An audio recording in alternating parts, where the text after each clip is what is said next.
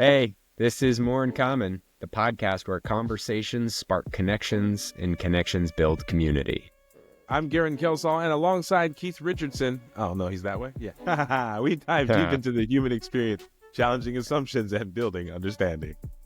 From workplace dynamics to personal growth and everything in between, we bring you real stories and bold ideas that aim to bridge divides and create thriving connections. Because when we embrace our differences, listen, and connect, we'll find that we have more in common. Let's get into it. All right. Hey, look, couple things. For our longtime listeners, and it's weird to say that after having 200 plus episodes that have been published, for those newer listeners out there, you'll notice a different face on the screen if you're watching, a different voice if you're in your favorite podcast app listening. This is my man Gerren, as he introduced himself up front. He did point to a direction, so if you're listening, obviously, it doesn't matter. But nonetheless, Rodney is not with us. My dude, my best friend, he is still with us, as I say that so bleakly. Yeah, you made it weird. Don't make it weird, Yeah, I bro. did. I made that real weird. No, he's got a lot on his plate. He's got a couple businesses, couple kids, and all of that. So we decided to invite Gerren to be guest host and longtime host going forward to fill his shoes as best he can. I know there's no pressure on it because he's awesome. He's been with us for a couple of years. Listen, I know what that would look like, and I just don't have the chops for it yet. Maybe one day. Maybe one day. But I'm super excited. So before we get into today's topic, I want to ask you a question, G. And I have not prepped him for this, so I'm throwing it over the fence. You jumped both feet into this pool without even hesitation. I'm curious what you hope to help the audience understand. And this is V2 of our podcast, so we will have some conversations. It will be a lot of G and I talking. So what's your perspective on where we're going with this? Yeah, I love the question, even though it was a surprise. I think that for me, learning about More in Common and going through the process over the past couple of years really enlightened some parts of myself that I didn't know needed to be touched upon in a way, right? I had thought that I'm progressing in my career and things are going, so well and such. And then you start to open up into stuff that you hadn't really introspected upon yet. And I think that's what we can provide for a lot of people, right? The ability to use what I believe is the more framework to get to deeper places within themselves and to create some growth. I find it really helpful for building community, which is something that I've had to do over the past few years in moving locations and relocating myself and upturning some parts of my life. But I also really think that overall, people feel really isolated and really stressed out right now. And if we can do something that helps them overcome those factors, those hurdles, and I think that's where it's at. That's awesome, man. Well, I appreciate that. I'm really excited about this iteration. I know we talk about it in the intro, but I think it's really important that we address it. Yeah, absolutely. And go ahead. Well, we're going to ask you kind of the same thing since you surprised me with a question. Now that you're in a V2, that you've had so many episodes of this, what do you feel like this version can accomplish now that you've got more experience and more reps? And no, I love this question because it is something that I have thought a lot about. When Rodney and I first set out, for those new listeners, certainly go back. You can hear a lot about the Colin Kaepernick story and our conversation that was the impetus for us starting a podcast in the first place. That started in 2017 when we published our first episode, which is crazy to think about.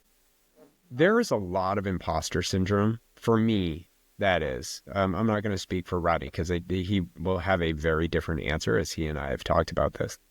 A lot of imposter syndrome, though, coming from a place of just pure personal experience between he and I, navigating conversations, really trying to demonstrate the possibility of how it can work. It's crazy. It's 7 years later and it's still relevant, right?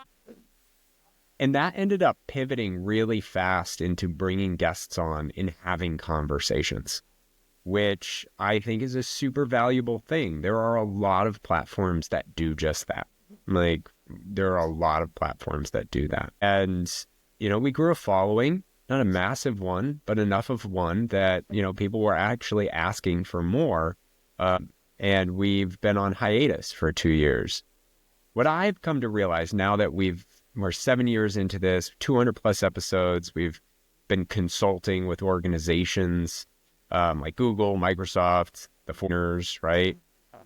Around this stuff in a bit of a different angle, right? But at the end of the day, there's been a lot of study. There's been a lot of consuming of information. There's been a lot of practice that now I'm in a different position with that imposter syndrome, where I think there is an opportunity to take all of the learning and all of our knowledge from a practical perspective, not just an academic point of view, but from a practical standpoint, to create bite-sized tidbits for people to bring into their lives. So we're not trying to solve everything all at once in every single session. We're trying to not be super dense about everything, though sometimes I can get that way in information sharing, but really trying to, if you've ever read the book Atomic Habits, and they talk about the 1% rule, where you make 1% change every single day, the growth is exponential over time. So I'm hoping to give people 1%, so it's not like they have to feel this significant overwhelm of changing every habit that they've ever had in order to get the change that they're looking for. In particular, around engaging with people in conversation. As weird as it sounds, right? I will add this. We are taking more of a direct approach. Even when we have guests, we're going to directly have these conversations, because those conversation platforms that exist, which I am not going to belittle, there is a different emotional experience for the people having the conversation versus the people watching it. And I don't think that translates in a way where the person watching it can then use that skill and apply it to their life. So let's dig in on that a little bit further. And, we'll share examples as they come up about when someone does something well, or maybe when we would potentially advise on a different path. So I'll stop there and just leave it at that. Well, I mean, I think that's a good setup for us to get into what we're talking about today. Topic number 1 of the new format. And are you ready for this? Are you ready for this? No, absolutely not. I just want to be completely clear. No, I'm just kidding. I think that one of the most interesting things about making this transition to sitting in the chair instead of being a listener, and obviously I did listen to a lot of the episodes of you and Rodney together, is that we end up in these conversations anyway, you and I, a lot in our interactions at the workplace, and with the 49ers, being on site with them, and what I think that it can be different is the distillation, right? The way that we distill what we're talking about, and reaching other different types of people is really what I think is going to be interesting about our dynamic too, going into this thing, right? I agree. I'll be curious. I look forward to that first comment. Rodney needs to come back, or Rodney, stay away, right? Like, just giving Rodney a hard time, of course. No, of course. There will be someone that's like, where's Rodney? I've had enough of this guy. I've had enough of his radio voice. So look, first topic. You want to tee it up? There was a piece that you added on to it, and I won't step on that. But most importantly, what we're talking about today is how to set boundaries with respect in your interpersonal relationships, both in your life, at work, with your friends. And these things come up all the time, especially around hot topics, sensitive topics, times around the holidays when you're gathering with friends and family that you may not have seen in a while, or something may have happened recently that they're particularly excited about that you're not as excited about as they are. And so these or maybe kind of clashes, they aren't excited about it and you are. both sides, right? No, And so how do you experience kind of the boundary setting and the difficulties around boundary setting with people in your personal life? Yeah, let's paint it. And I wanna reframe it from a boundary standpoint, just Mm, for the sake, because oftentimes we think of boundaries and setting boundaries with work, setting boundaries with relationships, right? And boundaries is a part of this. But let's call it, we're setting guardrails. We're setting parameters. We're determining a go forward strategy with intention. It's all about intentionality. Everything that we talk about is about intentionality. So how can we be intentional? Now, let's paint the picture of where the problem lies, right? It's not your closest friends, and maybe it can be if you're in a fight with them, or if you're in a situation where one person is having a significantly intense emotional experience towards you, or you're having a significantly intense emotional experience towards them, whether that's anger, whether that's resent, whether that's, revenge, I don't know, whatever that might be. That plays a piece of this. But really, what we're talking about is those situations when you are in a space with family, with friends, where maybe you're not used to talking about certain things. We'll use politics as an example because I think it's the easiest thing, but it could be anything. We're not used to having these conversations together. And the reality of our social dynamics is we're bouncing group to group. So in one group, we're super comfortable talking about it. In another group, we're not super comfortable talking about it. right, Or maybe right. you're the one who wants to talk about it and the other ones don't, or the other ones do and you don't, right? The complexity of the human interactive experience is hard. It's really hard to navigate. We read books. What can I say when? How do I do this? How do I do all of these things? All super valuable advice. But what we want to start off with is a paradigm shift, because this is really awkward and it's hard, right? Is establishing the parameters when something random comes up that Hmm. either you're not ready for or you're not in a position to start. Well, to your point, like people are very used to navigating different topics in different circles, but when that is misaligned, it feels very disjointing, very like, oh, we're not supposed to be doing this here. And let's use immigration. I think immigration is a good example, right? Someone's like, this happened to me, right? At a soccer game with my kids. So we're at there, run into a guy I know. He's an acquaintance, right? Not super close friends, but he's a police officer, and he was sent to the border for 45 days to help with immigration, right? A wildly unique perspective that most of us aren't ready for. I'm at a Yeah. soccer game and I was just asking him how he was doing. He started telling me about his experience, to which he started talking about the immigration crime and all of these other things that I don't necessarily share a political perspective with, but Hmm. he's sharing his personal experience. But I'm at a soccer game. Like, we're on the sidelines. I'm not ready to engage in this conversation. And it's one of those, what do you do? Right? That's the type of situation. What do you do? And this is where we talk about the boundaries. In that situation, I failed, by the way. Did not do this well. I didn't create conflict because I'm a really good listener Hmm. and a counter, like the subtle counterpoint, but really, I'm not trying to have a debate either, Right. right? Like, this entire situation is just weird, right? Well, now take that and bring it to Thanksgiving, or where you're actually sitting down with somebody or you're hanging out with friends and this comes up. And our instinct, like the thing that we're taught is fight, fight back. We see debate on TV. We see argument everywhere. Where I want to convince you, and we'll talk about convincing people another day. But the first thing that we're suggesting, let me get into it. I feel like I'm dancing around it a little bit too much, and that's not on purpose, is just stopping and establishing the parameters for the conversation. It is saying to the other person, hey, look, you and I might not see eye to eye on this. It seems like we actually might be coming at this from a different perspective. I am totally open to having this conversation, but I want to establish what that is. Like, what's the point of us having this conversation? Is it to debate because the two of you went to law school and you love a good debate and you're ready to, who's going to win? Well, in that case, establish the parameters for who wins, because that's what a debate is. It's one where one party wins and it's a competition.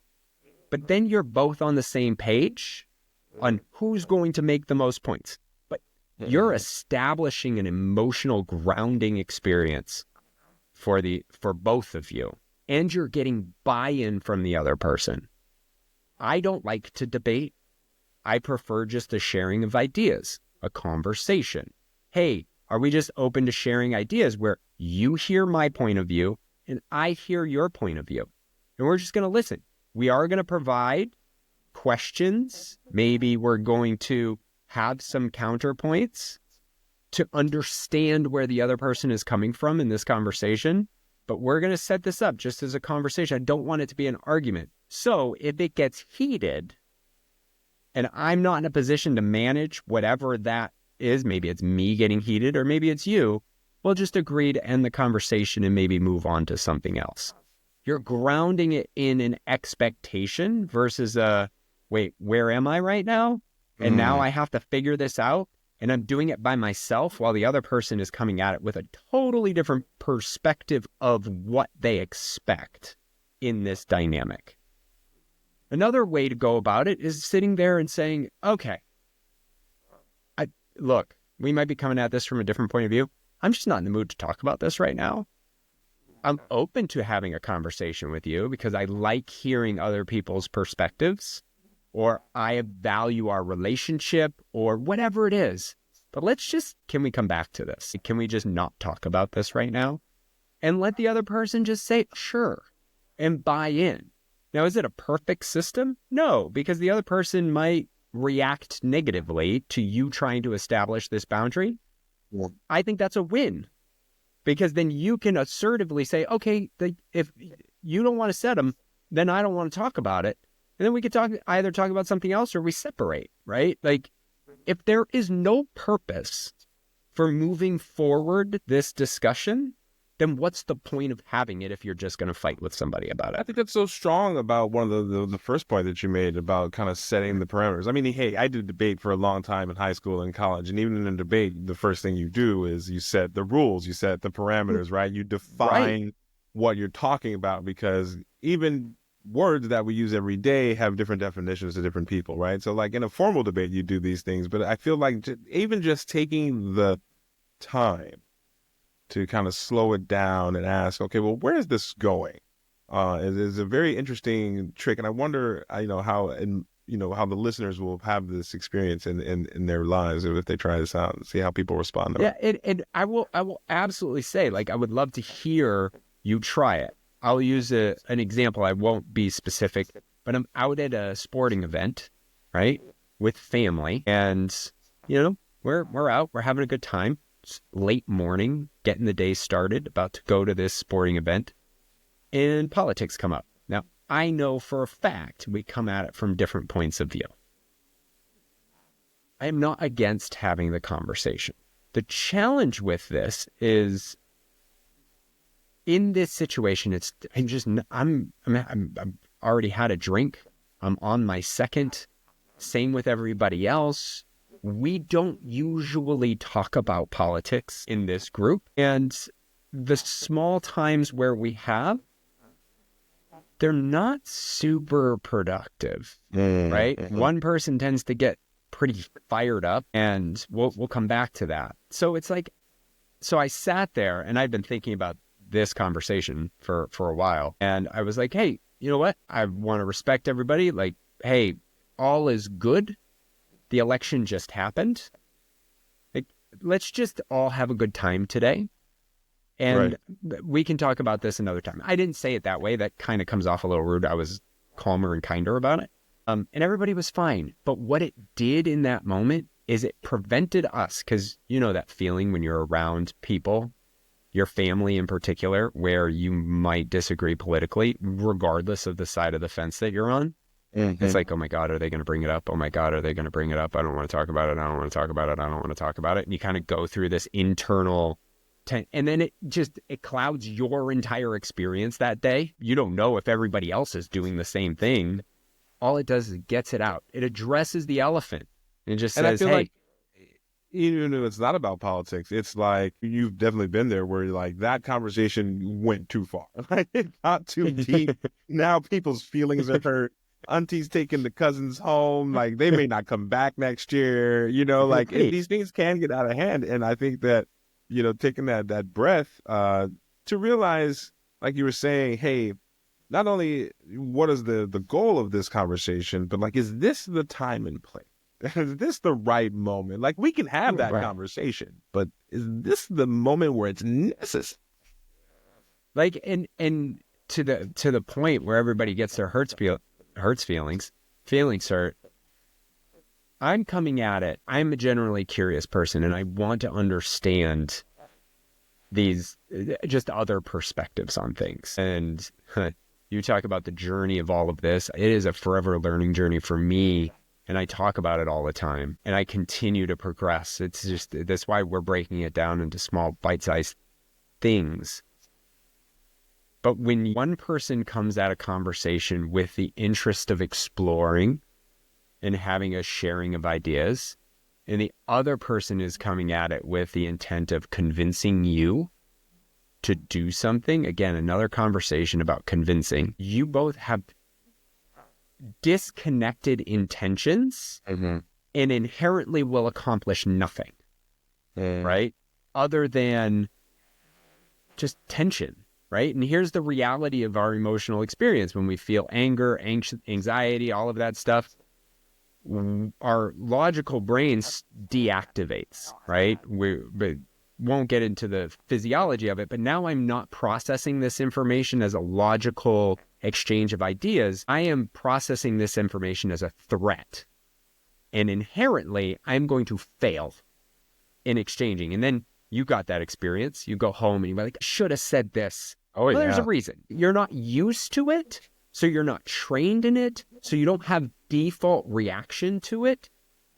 So you are just like, I don't know what to say. And that's a normal thing. And then Mm. you go home and you're like, oh, and now when's the next time you're going to talk to Uncle Bob at Thanksgiving, right? It's probably going to be next Thanksgiving. And the entire time you're going to be like, I hope it doesn't come up. I hope it doesn't come up. I hope it doesn't come up. When you can simply just say to Uncle Bob, hey, I'm in a good place. I want to talk about this. And Here's, what are the ground rules going to be? I mean, even that anxiety to me is stressful, right? Like I'd be trying to get rid of that. The latent waiting anxiety of what may happen. I think that is part of going into this holiday season, what a lot of people experience. But having some tools, to deal with these inconformities of what your psychology is expecting, conversations and topics to be about, and feeling safe to have those conversations and topics in, right? These are very important practical methodologies, I think, to kind of help create those guardrails and conversations around our family members and friends. But what about when you feel, you know, guilt around it too? Because I feel like that's something that people also That encounter thing. around even attempting to set some of these guardrails and boundaries in their lives. So let me understand the guilt that you're referring to, because I think I'm internalizing the guilt in a different way than you mean. Mm. Like, can you clarify? Oh yeah, yeah. I think that came off as like some sort of, yes, I want you to pause there because that is something that you should learn to do. But I am very curious, like what you mean Well, by I guilt. think that people oftentimes find themselves tumbling into these situations for not wanting to let somebody down or feel embarrassed, or like you said, sometimes it's the fawn fight reaction, and then later on they feel guilty about the reaction. So, you know, Mm, I think both of those things are what I'm thinking when I asked the question, both the getting yourself wrapped into something that you know better than you should have gotten wrapped into, as well as the post reaction when you've done the thing that you knew you shouldn't have. Look, so it's the man, I should have reacted a different way. You brought it up. Fight, flight, freeze, fawn. 4Fs, I won't bring up the fifth, traditionally known as our amygdala response, is our immediate reaction to a heightened threatening situation. And unfortunately, in 2024, a threatening situation is someone throwing something out in the ether, whether it's a racial epithet, whether it's a political thing or whatever. And we want to stand firm on our convictions. We want to, in the safety of our own home, when we're thinking about addressing the situation that may only happen one time a year. So we have no practice in it. And so when it happens, we are now in a different emotional state than we were when we were thinking about how we should or would react in that particular situation. And then all of a sudden, we don't react the way we thought we did because we are going into an automatic fight, flight, freeze, fawn, flow. If you're in a flow state, then you probably practiced it and you're going to crush it. And then you leave that situation, you come back to a regulated state, and then it's like, this is what I wanted to say, and I didn't say it. And then, yes, you feel guilty about it. So when something like that happens, what is good about establishing boundaries, right? And everybody's going to have their own feelings around the idea of treating certain types of language or certain types of things being said with the care that this takes, but you don't have to be passive about it. For example, if someone comes at you with some sort of anti-Black sentiment, right? You can still, rather than just coming back at them with either an attempt to shame, we'll talk about shame in another episode, an attempt to correct them, you're accomplishing nothing. You are going to, maybe 1 in a million, you might actually get through. But they're already in a heightened state. Now you're attacking them. So now they're going into their fight, flight, freeze, or fawn mode. And when that happens, like I said, logical processing goes away. Mm-hmm. And there are reasons for that. Our body is determined there's a threat. And now, guess what doesn't need to happen? Logical cognition. What also doesn't need to happen is digestion. And so you might feel burning in the fingertips because your blood is going off into your extremities in order to run away or fight physically. Like, it is a physiological response. As a result, they aren't going to process what you say. They're certainly not going to internalize it and think about it the next day, right? They're just going to defend. So what happens when we do this? Thing comes your way, you say, can I pause you? Right? I am very much in disagreement with what you said, but I would like to engage in a dialogue about it if you're willing, right? You can let the other person say, I don't care what you have to say. Then you can throw your shot at them. Just know that your shot isn't going to do any good. It's not going to do any good, but you put yourself you give yourself a chance. It's almost like taking a breath or just pausing to be in the moment. You're shutting down the quick flow of information and you're resetting it. So that way you can kind of regulate yourself so that the jab you want to throw back is the thing that you want to say so you don't feel guilty about it later. Or maybe the other person goes, okay, let's talk about it. Now you have a free flow of exchange of ideas. Might not last long, might escalate quickly, but then you can pause it and say, hey, look, I don't need to be yelled at right now, and I don't feel like yelling at you. So are we done with this conversation? Because maybe it's time to move on. Throw your jab back at him because you've re-engaged your logical processing, and you can go on your way and not feel guilty that you didn't say the thing that you said. Now, I'm saying this, and let me close on this for this point. That's the extreme. 80% of these engagements don't follow in that extreme. Just might be somebody talking about immigration based on their personal experience, and then you start feeling all kinds of things, and you're starting to judge them. You're starting to stereotype them. You're starting to succumb to all of your cognitive biases about this person. And the next step is probably not going to be healthy if you don't just level set and make sure the two of you are on the same page for that conversation.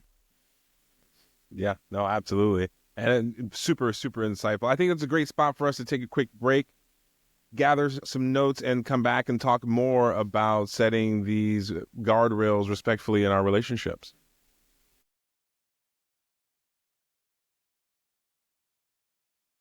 We are back here at the More in Common podcast. Gerren Kelsall alongside Keith Richardson. Keith, we were talking about setting the boundaries, setting guardrails in our personal lives a lot there, especially around the holiday season when your drunkle comes in feeling froggy. Good old drunk uncle. By the way, one of the best SNL characters in the history of SNL is Drunk Uncle. Yeah, absolutely. Super relatable. This is not the only place where people have these trials and tribulations in life and needing to help do some level setting around conversations and boundaries. What about in the workplace? I definitely know there's going to be one or two listeners out there that has a horrible boss that just goes right in on them, doesn't know how to be professional in that way or set those professional levels. And these are some things that we experience with coworkers, with bosses, with, all sorts of walks of life in it. So how do you help navigate that? Yeah, I think one of the easiest places to practice this is actually at work. In our personal life, look, I know we're all afraid of the scenarios that we've painted, but how frequently do they actually happen? It's part of the reason why it's hard when it comes up, because they just don't happen very often. Like, we think they're going to happen. We probably tell a story in our minds that this is going to happen. It probably is going to happen at the holidays, higher probability. But on a general basis, like the story at soccer, that's the only time that's happened to me in like 8 months, right? So you just don't know that tension. That's part of the reason why I love this strategy in life, is because it just gives you an opportunity to get in the moment and decide what you want to do. So that aside, a great place to practice it is at work, because it's going to happen. There are opportunities to practice it all the time. Take your boss is yelling at you out of the mix. Like, I think a great strategy for navigating anybody who's yelling at you, especially as an adult, is to just say, what are you trying to accomplish by yelling at me? Right? Again, you're establishing the boundaries, but like, this isn't helpful for me. So I'm actually not hearing what you're saying because you're yelling at me. So and maybe you get fired for it because you have a boss that's actually going to yell at you, and that's a whole different situation. Difficult, rare dynamics. Let's talk about the regular dynamics. You jump on a meeting. Maybe there's an agenda. Maybe that meeting that you set between another person and yourself, they invited a third party, right? Now, you all have the agenda. It seems like that's where we will be, right? That makes a lot of sense. I set the agenda and that's it. But you can still do this. Hey, I set an agenda. I know what you're... Is there anything else that you want to cover? Or is this everything that you want to accomplish through our conversation today? Right? Maybe there is no agenda because someone just threw a damn meeting on your calendar and they want to talk. And you have no idea about what. So maybe your instinct is to just decline it because there's no agenda, but maybe you have to jump on the meeting. Start it. What do we want to accomplish in this meeting? Maybe you're a manager and your employee is like, I need to talk about something. Your response can be, do you need a solution or do you want to vent? Again, establishing the boundaries. It's very simple, because if someone says, I just need to vent, it's actually better for you as a leader, because then you don't go into immediate problem solving mode. Hopefully, that's the goal. You don't want to fix it because they don't need you to fix it. Mm-hmm. They just wanted to vent, and you can set it. Like 10 minutes, you got it. Go vent. Say your thing. Now, here's what I want to accomplish in this meeting. We're setting the parameters so that we're on the same page. There's nothing worse than being in a damn meeting with somebody who put an agenda together and just jumps right into the agenda, and you're just like, yeah, but I really want to know this one thing. And then you have to wait until the end because they're in this back and forth, and maybe there are a couple other people on the meeting, and then all of a sudden you got 5 minutes left and you don't have time for the one thing that you wanted from that meeting. It gives you an opening to say, hey, I see your agenda. I would really like to prioritize this other thing first. One of my favorite examples of setting these parameters at work, and then I'll leave it here, is something that we started doing with new clients. We get referrals. Hey, you should talk to these guys, is the most common referral that we get. Trusted person to a trusted acquaintance or colleague or whomever jumps on the phone with us. Great. For us, we're like, yeah, let me sell them, right? For our consulting. What we've turned into is, can you help? What made you take this call? Right? So now we can get an expectation and level set what they're trying to get out of this conversation as a prospective client versus just coming at them with a whole bunch of information that might completely be irrelevant. And guess what? We're not going to get them as a client if we do that. It's very easy to practice at work. Maybe lower stakes depending on who it's with, but you have a lot more opportunities because you can do it with colleagues. Maybe you can't do it with your boss, but you can do it with cross-department collaboration. You can do it in various ways, right? So that's my work chat. I don't know if there's anything else you want to add, good sir. Though. Yeah. It's a very creative approach to getting through some of the pitfalls, I think, especially when, in today's world, I feel like we go there to the office every day and so many people are going through so many things, and it's hard sometimes to wade through the emotional seas of your coworkers as well. The emotional seas of your coworkers. Look, I've alluded to it a couple of times, the state of just what to do next. You got to come into these situations with sincerity. Don't tell someone you're willing to talk about it if you don't want to talk about it. Don't tell them, hey, I'd love to have this conversation maybe later, if you're not willing to have this conversation. Be honest. Be like, hey, I don't like talking about this. So do you mind if we just talk about something else? Right? When you said the guilt, my immediately thought like activist guilt. It's like, I need to fight. Well, look, cool. If you're an activist, go do your thing, right? If you're talking to a politician, go do your thing. Most of us aren't playing in that space. And most of us are trying to figure out how we maintain relationships while still being able to engage in a way that's meaningful. Because I fundamentally believe the whole adage of you don't talk about politics or religion at the dinner table is a broken social construct. Yeah. We should be talking about these two things, or at least politics, because it impacts all of us and there's meaning behind it.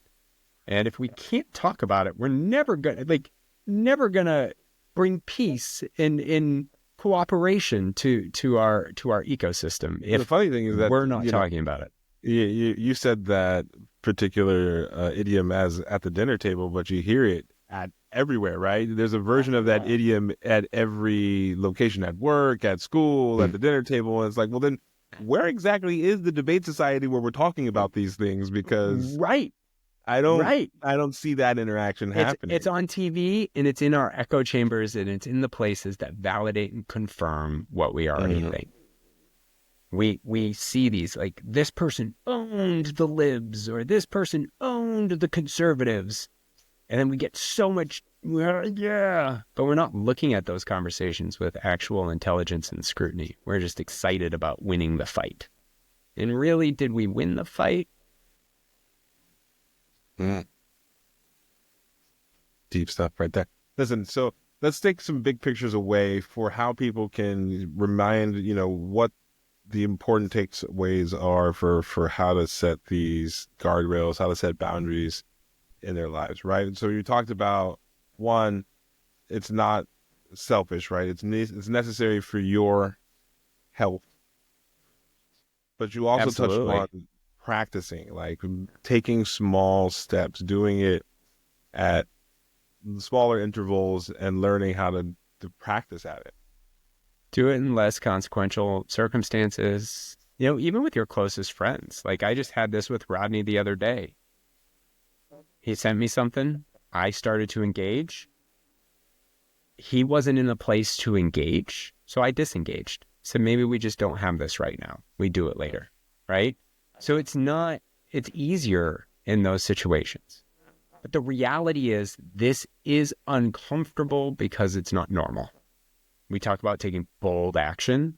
It's only bold because it's not normal. First time you do it, two things are going to be true. One, you're going to be uncomfortable and you're probably going to say it all weird and you're probably not going to ask it and you're probably not going to do it the way you wanted to do it and you practiced it and you thought about it and then you went in there and it's like walking up to someone at a bar and trying to talk to them. Even though you had the script in your head and you just totally flubbed it, right? And the other thing is the other person is going to be, they're going to be taken aback, right? They're going to be like, it's okay. At work, they won't be. This is more Mm. common of practice at work. In your personal life, it'll be like, oh, it's interesting. Huh.